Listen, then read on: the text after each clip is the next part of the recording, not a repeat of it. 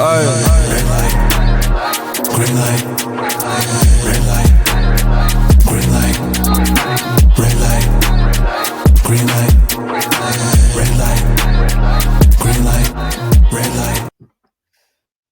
Lads and lassies, grab yourself a drink and pull up a chair because something kind of historic today, folks, in the Soul Sessions. Our first free-time guest. That is something pretty legendary, I would say, is my boy Andy from Bleeding Gums Wrestling. Welcome back for the third time, my friend. Thanks very much for having me. It's I appreciate that. And more IPAs. I think they're from Aldi's. I don't know what they are. Well, I've just got Copperberg because there's fuck all in my fridge. So hey, chin chin, ching ching. Andy, obviously, first of all, I think for myself a huge congratulations because Lust for Death is now out for viewers to see on IWTV. I want to know, just first of all, you probably must be sick of hearing the words Lust for Death, but to know the show's out for people to view, I just want to know how that feels for you, man. I'm very, very happy that it's out. That editing that show took years of my life. But I'm exaggerating. It was annoying to try and get it out. Editing issues and whatnot. But no, I'm very, very, very proud of that show. And I think that we did a very, very good thing that night. I think that Lust for Death's a very good fucking deathmatch tournament. And I'm very, very happy with how it turned out. But I don't want to watch it anymore. so I'm very, very glad that everybody else gets to watch it. So that's fine with me. Hey, we get to enjoy it. That's the main thing. I know it was weird because didn't it come out and then you had to take it down because of some issues, am I correct? Yeah, there was things that was sync and it made my heart break and I had to go back in and then re-edit one. It was something that would maybe take 30 seconds to do, but then I had to upload that to my PC, then upload that to IWTV, and then wait for them again. So it was 2 days later. It was tiresome, might I say. Yeah, I can imagine a bit of a pain in the arse. But hey, it's out, and I've been seeing, the reaction on social media. People are loving it. I've seen accounts share it, highlights from it, some of the favorite matches and all that. I want to know, have you heard from fans of, Bleeding Gums? Have you had some messages about the show and just, giving their thoughts and congratulations for you getting the show out? Oh yeah, I mean, I've heard from everybody saying that it's amazing, it's great, and I'm like, yeah, great. It's fucking watch it, it's fine. I've had enough. I've had enough of watching it because I had to edit it once, then again, then do commentary for it, then edit it again. So it's I feel which is no disrespect to any of the guys that are on the show. The show's fucking amazing. I'm very, very proud of it. But I did watch it a couple of nights ago after I had a couple of beers, and it was a very, very good show. But no, it's all been positive, which is always nice. But Jesus Christ, tough going.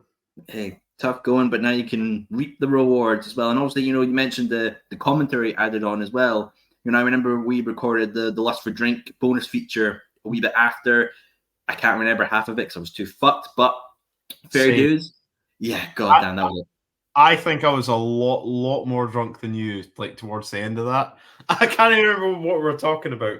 Stuff about AEW and Clash at the Castle and all that crap. I mean, we could bring all that up as we go into, because there's suddenly now another show that we're doing. So who knows? Well, we shush with the spoilers, folks. You need to stay tuned for that as well. But the commentary as well. For the viewers who maybe not seen Lust for Death and are not familiar, who was doing the commentary with you, could you just tell us who they are and how was it recording that commentary process? So for some unbeknown reason, I decided to do commentary with myself and Rafe, who did commentary on the first show, who's a commentator for Dude Where's My Ring in Australia, and he's also runs Faces and Feels podcast. But then we also thought, why not make it more complicated? We'll add John Bullard in, who's an American commentator, who's a commentator for Ruthless Pro Wrestling, runs some company in America, CCW and stuff like that. So we have an American, a Scottish guy, and an Australian guy all recording a Scottish deathmatch tournament from 3 different time zones, and like try to like work that out was like it was tiresome enough, you know what I mean? But that's the commentary team. I don't know why I've decided that, but that's the way it is. but I think John Bullard's done commentary for like fucking 20 years or something. Like he knows what he's talking about, and myself and Rafe did the first show and everything. So yeah, I think it works very, very well. No matter how complicated it is to actually get it to work. No way, fair dues indeed. And viewers, honestly, do check out as well. It's a fun show. Everybody there had an absolute fucking blast. I did, and he did. Oh well, I'm probably sure he's sick of seeing it 600,000 times. But he's had a good time of the night, so that's the main thing.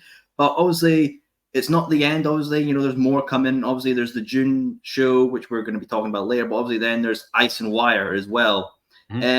I want to know from yourself, how has Ice and Wire gone? Because I know you've announced, is it 2 matches? I'm correct at this point. Yeah. So we've announced the first ever no-rope barbed wire death match in Scottish wrestling history, which I'm pretty proud of. Alton Thorne against Jack Harrop. Jack Harrop called me out to the ring at Lust for Death, and we made that match official. But yeah, that's a lot of firsts for Bleeding Gums Pro Wrestling. Like the main event of Lust for Death was the first ever 200 light tube death match in Scottish history. So yeah, I mean, Wire Nice is the main event of that show will be fucking nuts, and I think it will stand the test of time. So I think, and we've also got a Sayo Zawa fucking t-shirt made for that as well, which is if anybody knows deathmatch wrestling, getting a Sayo Zawa is a pretty big deal. Like it's a stamp of approval of like doing something right in deathmatch. So we've got a Sayo Zawa t-shirt. But yeah, we've also got that match. We've also got Big Joe against motherfucking Tim Strange in a Red Dead death match, which is going to be fucking nuts as well. But I could announce the next match on this show if you want later on. But yeah, but we that's the 2 matches that we have announced so far for Wire Nice in July at the Ace Factory, July 20th.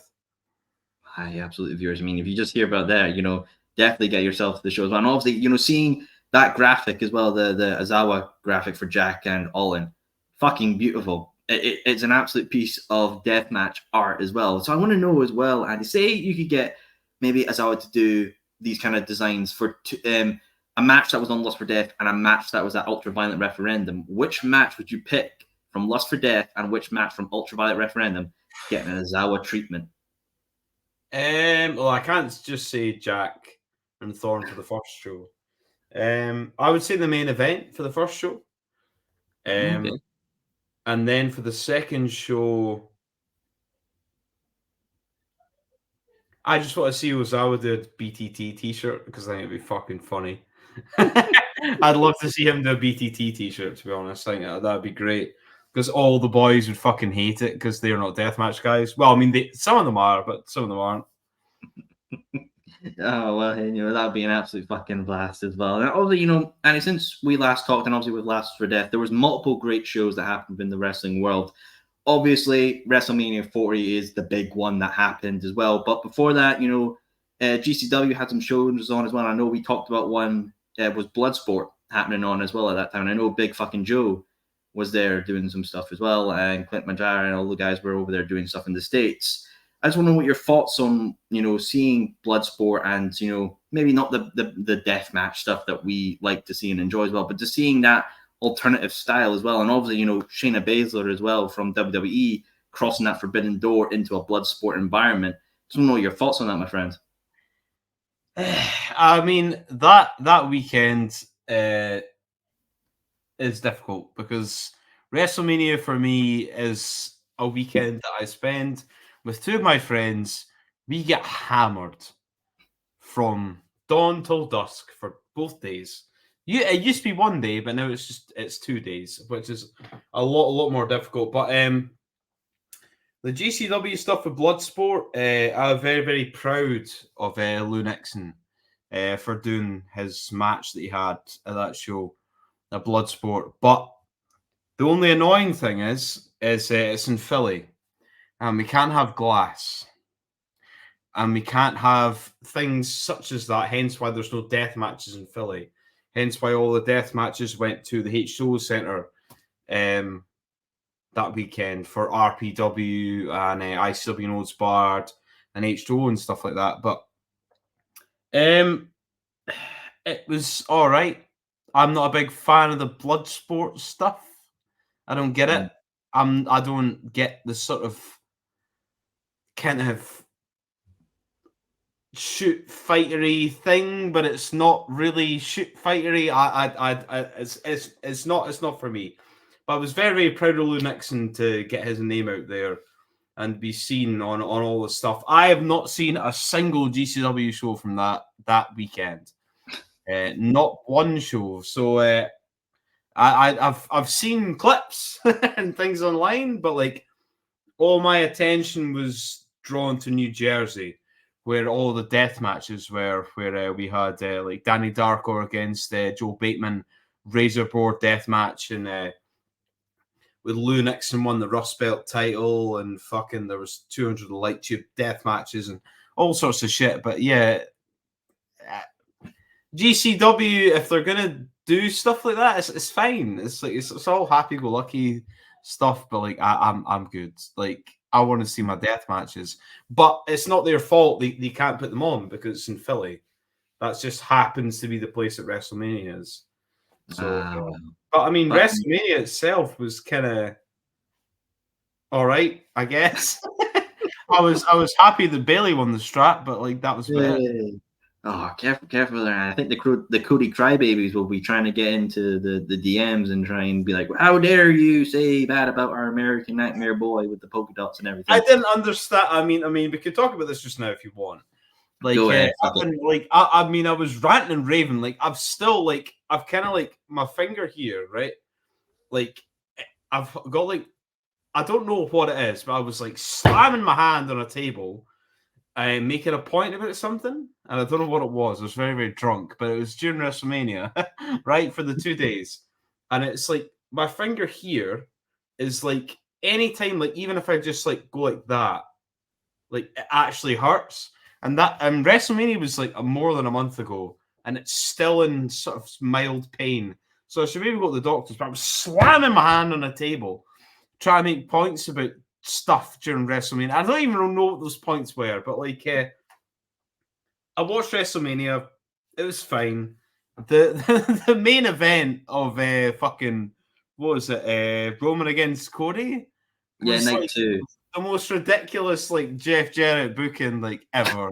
It was so ridiculous. But like, but it's like Taker and fucking Cena and shit, and you're like, at the time when you're very, very drunk and maybe on other substances, you pop. You're like, wow, oh my god, The Undertaker. But then when you sit back and think about it, you're like, wait, why? Why was he there? Why did The Undertaker turn up? But I don't know. I think it was a fairly decent Mania. I don't really know. Like, I don't remember anything of the first night. I think the second night was slightly better, but I think night 2 is obviously the main event. Yeah. No, I agree as well. Like night 1 was like I fell asleep during night 1 to say that. Like I literally woke up in my chair. One of my friends. So there's 3 of us. One of the 3 of us invited another friend round who kind of watches wrestling, and then he invited somebody round who doesn't watch wrestling. And during every match, he was asking us, "Oh, is this shit fake?" Like throughout WrestleMania, and I was getting really, really angry. And like I remember us like falling out and like shouting and ranting and raving at each other and stuff. I was like, I don't need that during WrestleMania. So like I don't remember like WrestleMania night 1, but night 2 was okay, I think. I don't know. Hey, Bailey won. Bailey won is the main thing. Exactly. That's the main event, so it's fine. Exactly. I'm sure if you were there, you be in like the floor seats and everything. Bailey wins. You stand up, take your floor seat chair, and just walk off home back to the hotel. That's Mania done for the boy. There's no harm in that as well. But obviously, it was in Philly, ECW, and there was there was some ECW representation as well. You know, when Bully Ray came out to do an officiation for that fucking Philadelphia street fight with the Pride versus I forgot what they are, the Last Testament or some shit like that. I mean, I thought it was what it was, but you know, it was just something to put onto the card and all that. But like fucking hell, that match, like the table fucking up as well. I just felt like the whole shit was not Thing good. is like, you're saying that now. What was Bully Ray involved in? Who was wrestling who?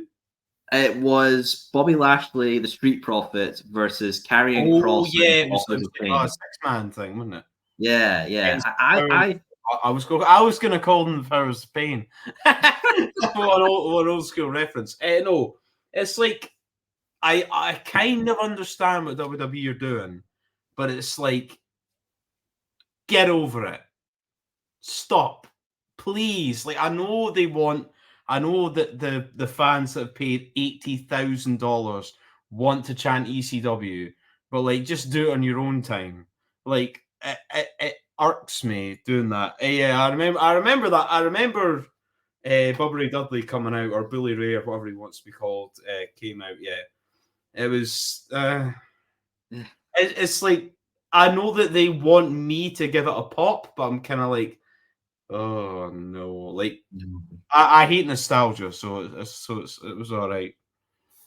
It was something. It was something. That's the best way to describe it as well. But obviously, you know, I think the big ECW takeaway from that whole weekend was Paul Heyman getting an introduction to the Hall of Fame as well. Yeah, love that.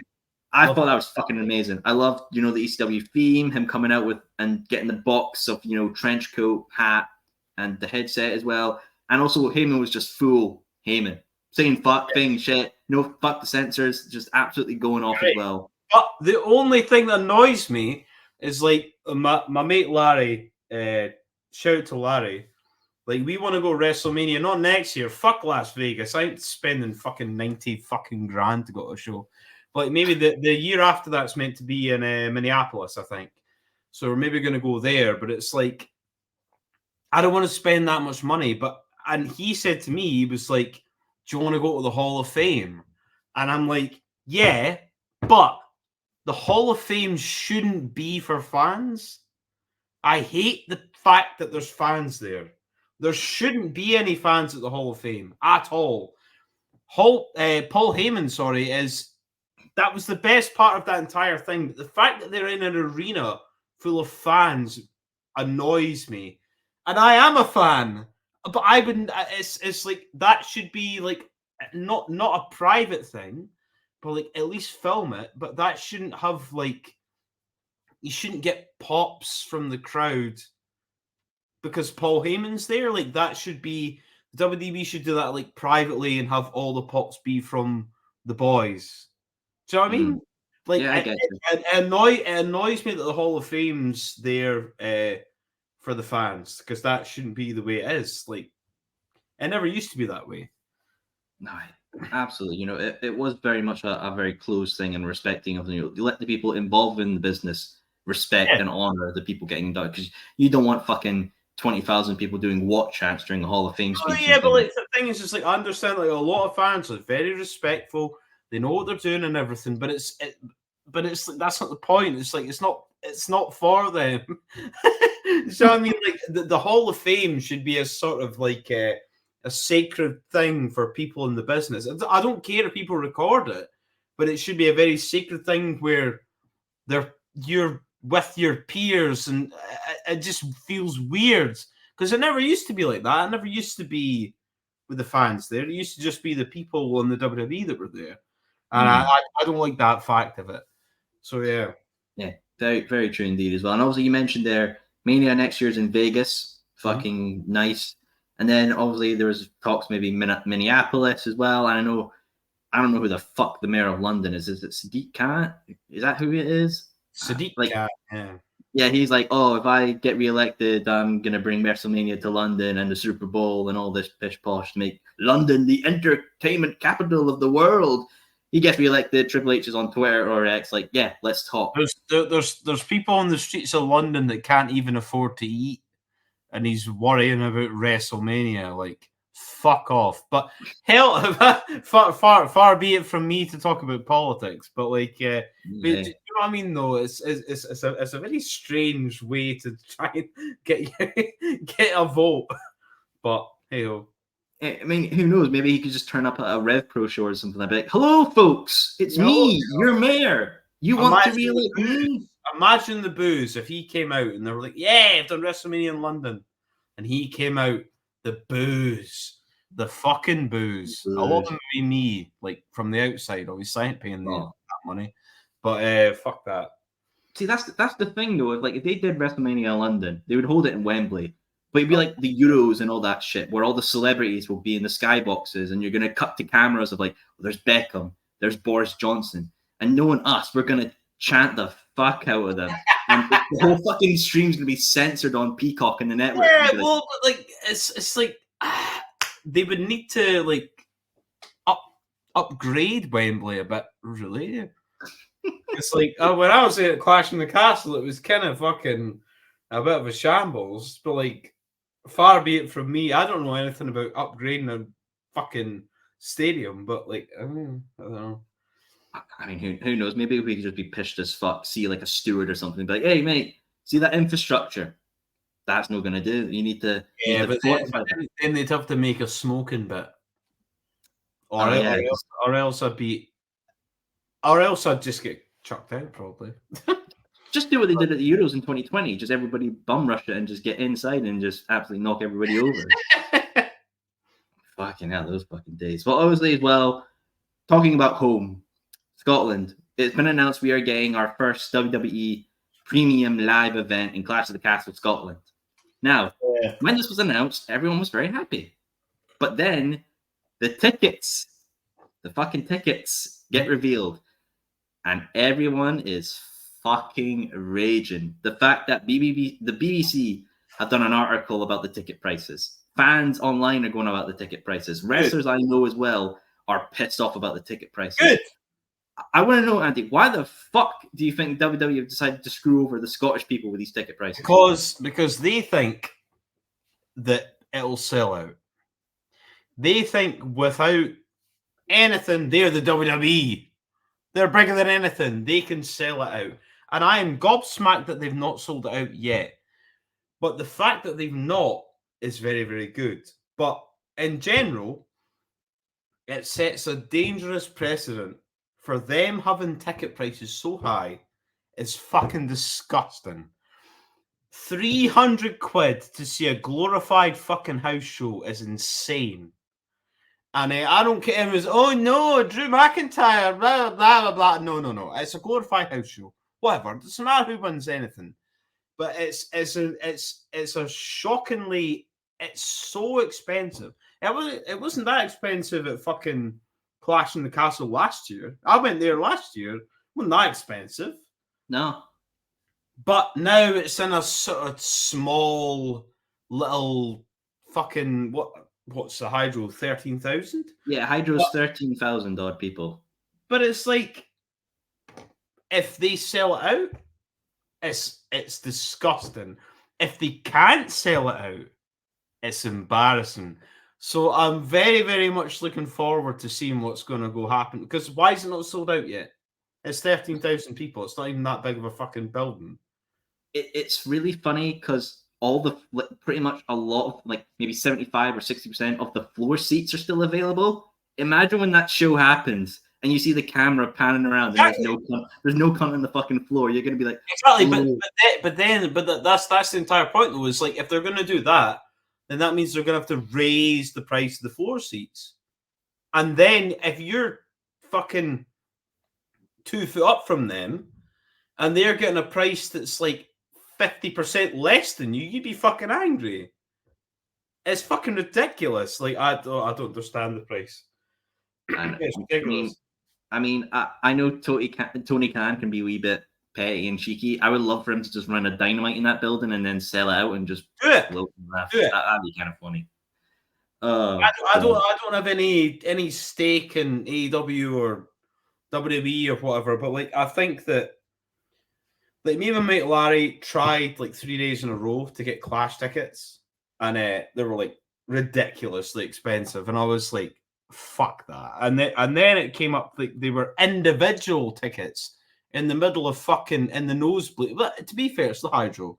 There's not really nosebleeds. You'd still see the ring, but 300 quid to see a house show? I know people are moaning at me saying that it's not a house show, but it kind of is a house show.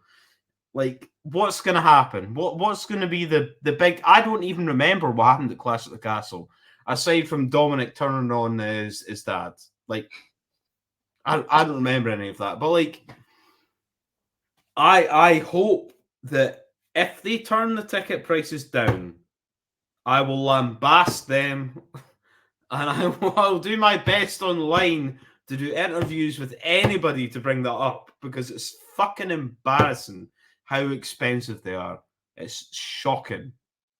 Absolutely. And you get some absolute daft cunts online saying just, oh, it's a hot product. What do you expect? It's definitely going to be that money. You should just, if you're a real fan, you would pay that much money. You would sell your left.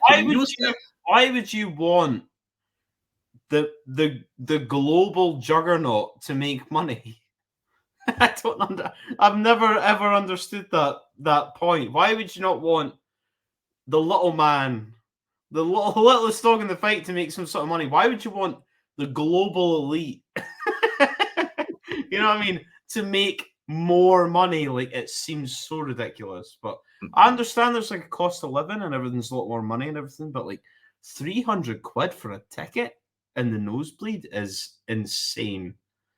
Yeah, it's fact. So if you look at Backlash in France, well, that show was maybe just under like 3.5 hours or something like that. If you're paying that much money for less than a couple of hours of entertainment you could get from a video game that's like 60 quid, it's a bit fucked. It's a bit fucked. It's ridiculous, and it's in the Hydro of all places. If they sell it out, I'd be gobsmacked. And if they do sell it out, I'd be fucking shocked at the amount of people that would pay money for that. Like, because it's embarrassing. It really is. Do you think it was a mistake picking the Hydro? Oh, yeah, 100%, yeah. I think, last year they maybe gave 9 months to maybe a year of advancement. Like when they announced Clash at the Castle. Yeah, in Principality, yeah. Maybe like a 9 month to 10 month period when they said they were doing Clash at the Castle. This was 2 months. And all of a sudden, they can't get Wembley. They can't get fucking Murrayfield. And people are like, I can't do that. You're like, I think just because they're booked, or they can't get them, it's like, it seems very sort of late in the day, which is not like WWE at all. No, I mean, absolutely. I mean, like Murrayfield Stadium, I don't see why they didn't pick it. It was just because of the weather. Like, is that really the only reason you didn't pick that stadium? But so what? It's like it's in the middle of fucking summer. Like, it should be okay. Like, WrestleMania had a fucking that thing where it was like Samoa Joe and that, and they're standing with like ponchos, and it was raining for a bit in Florida. Like, who cares? Like, the show would still run. I don't know. It just seems very, very strange. Who knows as well? And if that building sells out, you're gonna have Triple H with a press conference like, "Oh, this is the biggest selling live event in all of UK history for the WWE." Clap your hands, everybody! Clap your hands! Clap your hands! I'd be like, Papa H, like, come on, Papa H, like, you're taking the piss now. Like, you're taking the piss of the Scottish wrestling fans. Like, I don't want to use what's that phrase that everybody uses? Like, the cost of living. Yeah, like it's kind of true. Like, you can't be charging people 300 fucking quid for a fucking ticket just to see a house show. I know people are going to moan and say it's not a house show, but it's kind of a house show. But whatever. Yeah, you're not going to see someone like The Rock turn up and do a 10-minute match for the people of Glasgow. Fucking hell. Glasgow fans with The Rock, that'd be a fucking weird thing to see indeed. Fucking hell. But hey, folks, if you don't like getting your wallets absolutely fucking destroyed, many other great things are happening in that city during the weekend as well. And I know, Andy, as well, we've got a show going on as well, a three-way show featuring yourself, 3WL, and Valor. Backclash, Scottish Wrestling Backclash. So first of all, I got to know. First of all, really need to know, how did this whole thing come about? Oh God, I don't even know myself, to be honest. No, it was more just Mike, who runs W3L, and Looking Sharp, who runs Valor. We just got together, and I mean, this was going to happen like ages ago. It's taken us a while to get to actually announcing it, but yeah, it was just more or less we're like, you know what, fuck it, like Scottish wrestling scene, fuck paying fucking 85,000 fucking pound for a fucking ticket.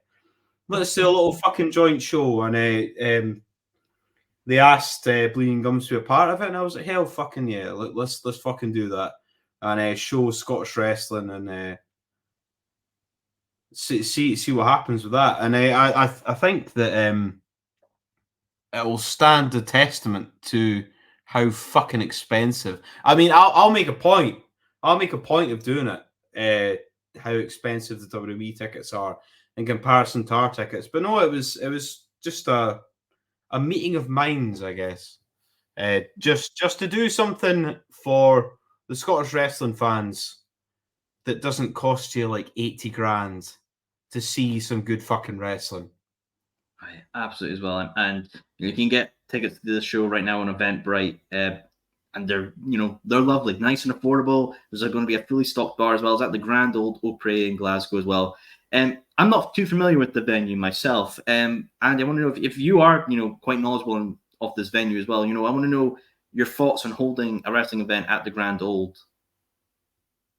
I mean, Valor are running there this Sunday. If anybody wants to get tickets for that, go and fucking buy them. Valor running, what's the name of the show? Rings of Fire? Yes, that's the name of the show. Yeah. You've got your finger on the pulse of Scottish wrestling. Anyway, but yeah, so Ring of Fire's on Sunday. Unfortunately, I won't be there because one of my inconsiderate friends has got a wedding on Sunday. So I won't be there. But no, the Grand Old Opry, I was there for a previous Valor show, but it's good. It's big. It's nice. There's a bar. There's a balcony. What more do you want? And it's also going to have 3 of the top fucking wrestling companies in Scotland trying to entice you to watch more of their own stuff, Scottish Wrestling Backclash is the main thing happening on June 16th at 2 p.m. For our viewers, who maybe are interested about the show and want to go, I know, Valor will put on matches. 3WL are going to put on matches. From Bleeding Gums, do you have an idea of what fans could expect and what matches, we could see at that show? So we can't go mental. We can't use glass. And we can't use barbed wire, but I've got a van full of weapons. We're going to use Lego and cookie sheets and chairs and water jugs and all sorts of crap and thumbtacks. So it's going to be a sort of Bleeding Gums light, but we're still going to do what we can to make it sort of stand out from the rest, Right. Absolutely. I mean, it will be its own good, still the original, no flavor down, the Bleeding Gums wrestling style that fans have loved and will continue to enjoy as well. But also, Valor and 3WL are going to put on their own matches. So I want to know from yourself, Andy, if you could maybe, if you would like to see something from 3WL and Valor, what is it you would like to see them put on? Oh, Jesus Christ. I don't even know. I couldn't even answer that. I couldn't even answer that question. I know that Looking Sharp and Mike Musso are going to put on good matches. The way the card's structured is we're going to have a pre-show match. It's going to be a 3-way, and it's going to be one person from each individual company. Okay. The person from Bleeding Gums is going to be UNG Mackey. Spoiler, whatever. Hey. For the rest of the show, it's going to be like 2 matches per promotion. I have no idea what Mike and Looking Sharp are going to be putting on. But I know what we're putting on. I mean, I could maybe. It depends. When are you gonna have this out? Whenever you want, big man. Your call. You're the. Well, okay then. Well, if you're gonna do that, so I'll just announce the first match from us is gonna be Jack Harrop against Lou Nixon in a Glasgow street fight. That's going to be the first match from us. But we're going to have another match. But I'll just announce that now. But yeah, Jack Harrop and Lou Nixon, weirdly enough, is the first time ever. They've never ever fucking wrestled each other before, so I'm looking forward to that. See, folks, it's not just the WWE making history in the Scottish wrestling scene. The other guys are as well. So you can't fucking moan and say, "Oh, I didn't see Scottish wrestling history." You can see it on June 16th at 2 p.m. at the Grand Old Opry as well. So shut your hole. Didn't complain. But obviously, I want to know as well, and putting on this big collaborative show with UWL and Valor, it's great, and hopefully, maybe we could see more of this as well. Do you think Scottish Wrestling Backlash could be a yearly thing if it's successful?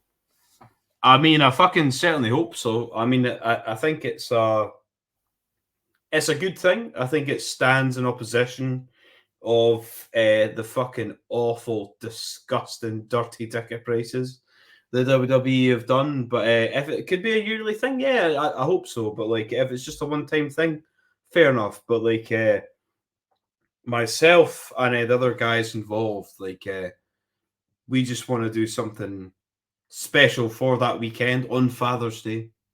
Mm-hmm. Get yourself a ticket. Get your dad a ticket. You know what I mean? And there's a full bar. So that's all I've got to say. Oh, absolutely as well. And I'm going to be there as well doing my old thing.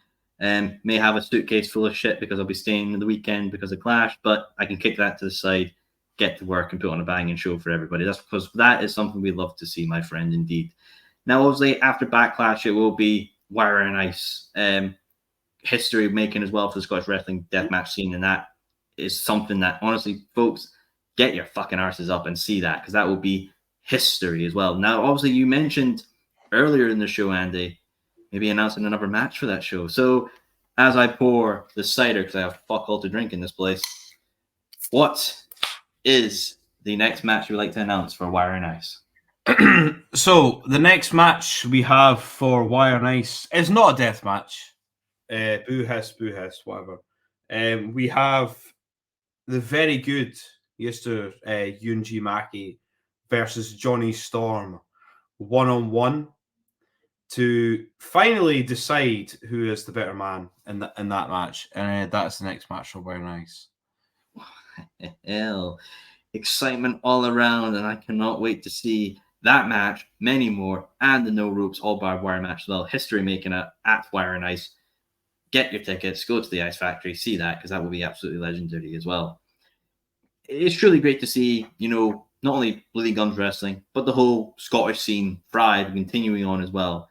Andy, when we had you on, the first time in season 3, and then the second time near the end of season 3, so much growth is happening as well. A lot of fast growth as well.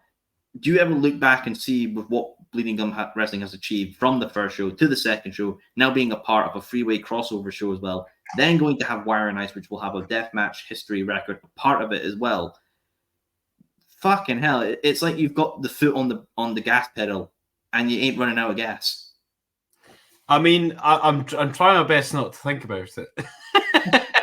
I mean, it's always been my dream to sort of do this, the deathmatch stuff, but like doing stuff for like W3L and Valor wasn't on my sort of bingo card or whatever the young kids say, or I don't know, res and stuff like that. I don't know, but like no, I'm very, very happy with the way things are going. But I think Wire and Ice men's 3 matches, well, one with yourself and stuff like that. But like I think Wire and Ice is gonna be fucking mental, and I am scared for how dangerous that show's going to be honest. But still, with June, with Valor and W3L, like it's like they've both been on the go for a long, long time. WCL's been on the go for like more than 20 years, and I'm sort of seen on the same level as them. It's kind of fucked up. Like, do you know what I mean? Like that shouldn't be happening. Like, why am I even in the same conversation as them? But no, but like I think it's very, very good, and I think the June show is going to be a sort of a taster for a lot of different people to see Bleeding Gums who wouldn't necessarily have seen it otherwise. And I hope that they fucking enjoy it, because we're gonna put on a fucking show for them. But aye, well, it'd be fine. And then Wire Nights, Jesus Christ, it's gonna be something mental. I think that no rope barbed wire match could shock a lot of people, which is, I hope, the intention anyway. I hope that wasn't like a wee little fucking teaser and someone's going to pull out a shot collar. No. The thing is right. It's like I smoke like menthol cigarettes, and I got these, and they were like, "Oh yeah, they're menthol, but they kind of look like cigars. They are cigarettes. I don't smoke joints, so it's all right." Nah, I mean, as long as somebody in that match doesn't pull out a stun gun or something like that and pulls like Kevin Nash on Goldberg, then we'll be having a good time. So let's avoid that kind of Finger poke of doom. light tube of doom. How about that? That'll something that'll sell tickets. The light tube of doom. What a spot that would be! Oh my god! That would go well. But still, I mean, we announced or we showed the poster for Wire Nice today, and I'm pretty happy with that. And I just think, in general, I think June's going to be mental, but Wire Nice is going to be more fucked up. So, all right. I'm looking forward to the day after Wire Nice. At this point. When you have to clean out the van because it's got all the shit in it, and it's like, cleaning day. Oh yeah, I know. It's gonna be a fucking. It's. If anybody really cares about death matches or even cares about ultra violence, come and see Wire Nights, because that match will be fucking nuts. That's all I'm gonna say.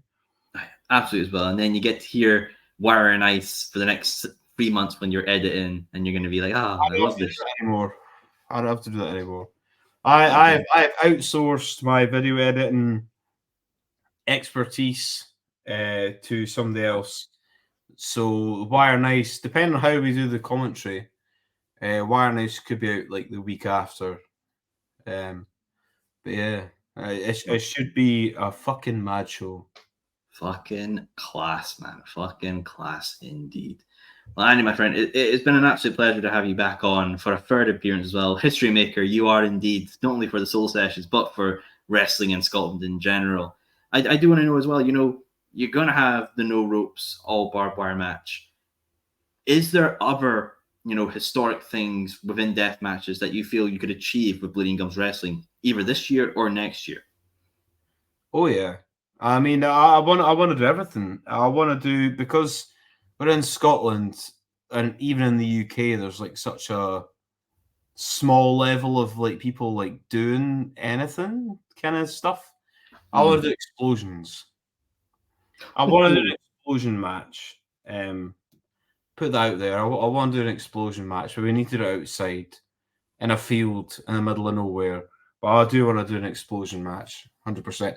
But I don't want it to be like fucking AEW, fucking garbage explosion. I want to do a proper explosion match. Yeah, I want to do that. If we can do it properly, I want to do it.